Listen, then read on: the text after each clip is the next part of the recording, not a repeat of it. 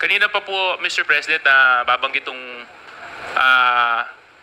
pag bumunot, barilin. Tama po ba yun? Oh. Hindi po ba pwede, Mr. President, yung i-disable na lang kaysa patayin? Yung bang barilin na muna sa paa, sa braso? Bakit kailangan patayin? Pag bumunot yung tao na yung kriminal sa harap mo, o even if not a criminal o nakalasing lang, pagka bumunot yung baril, sir, papunta yung baril sa direksyon mo, you are in... Sige lang kayo, sira ng plato dyan na maubusan tayo dito. Alam mo, sir, pagka nakatutok yan sa katawan mo, sir, that's the end of you. Okay. No, I'm just curious. Self-defense. Yes, thank you very much, former President. To Attorney Chel Jokno, meron po bang handbook or paano po ba dapat ginagawa ito? Di ba dapat maximum tolerance ang i-implement? Yes, Mr. Chair. It's very clear both in the PNP manuals as well as the UN regulations that the use of lethal force is only to be done as a last resort. Klarong-klaro po yan, paulit-ulit yan nakikita sa both sa PNP manuals at sa United Nations guidelines. Thank you very much. Former Senator De Lima, before I recognize you, yung mga nanay po kasi ng mga biktima, magpapaalam na po sa atin. Kaya sa mga kinatawan at mga congressman na nandito, kung wala naman po tayong mga katanungan sa kanila, okay lang po ba na magpaalam na po yung mga nanay? Are you okay with that? Okay. But before they go, the chair will give you a minute or maybe 2 minutes each. Kung meron po kayong gustong sabihin bago po kayo umalis at umuwi sa inyong mga pamilya. Unahin po namin kay Ma'am Lori Pasco. Ma'am Lori. Magandang gabi na po sa ating lahat. At bago po kami umuwi ay gusto naming magpasalamat sa committee na ito na nagbigay sa amin ng pagkakataon upang maipahayag namin kung ano yung aming saloobin at maikwento namin ang aming mga karanasan at kung ano yung nangyari sa aming mga mahal sa buhay. At yung mga panawagan po namin na sana po ay magkaroon talaga ng hustisya ang aming mga mahal sa buhay. At magkaroon po talaga ng masusing investigasyon. Maraming salamat po. Salamat. At ang susunod ko naman pong kikilalanin ay si Mary Ann Domingo. Ma'am Mary Ann Domingo. Magandang gabi sa inyo lahat. Una sa lahat, napapasalamat po kami mga biktima na naimbitahan po dito. At sana po, tuloy-tuloy po na matulungan niyo po kami na magkaroon ng hustisya.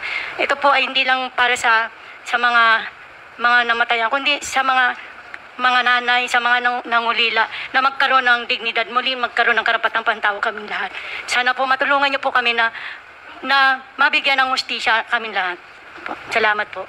Maraming salamat po, Mrs. Domingo. At panghuli po, Ma'am Cristina Pascual. Sa lahat po na nandito sa Congress, buong puso kami pong nagpapasalamat sa inyo na nararamdaman po namin na kasama namin po kayo sa nararamdaman naming bigat sa araw-araw po. Kaya po, wala po kami sawang nagpapasalamat po sa inyo. Salamat po. Maraming salamat. Yes, ma'am. Pakipatay lang po yung mic pag hindi na po gamit. Yes, ma'am. Maraming salamat po sa committee ito. Gusto rin po namin acknowledge ang iba pang mga pamilyang kasama namin na dito po sa likod.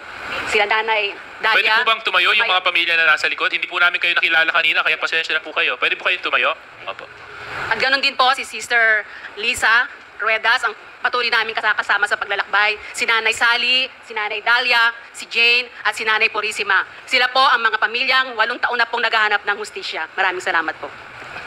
Maraming salamat po at sa tiwala na ipinagkaloob niyo po sa Kongreso, sa Quadcom, at umasa po kayo na patuloy po natin hahanapin, maski mahirap man ang katotohanan, at hindi po tayo titigil upang mabigyan po ng hustisya ang maraming mga pamilyang nawalan.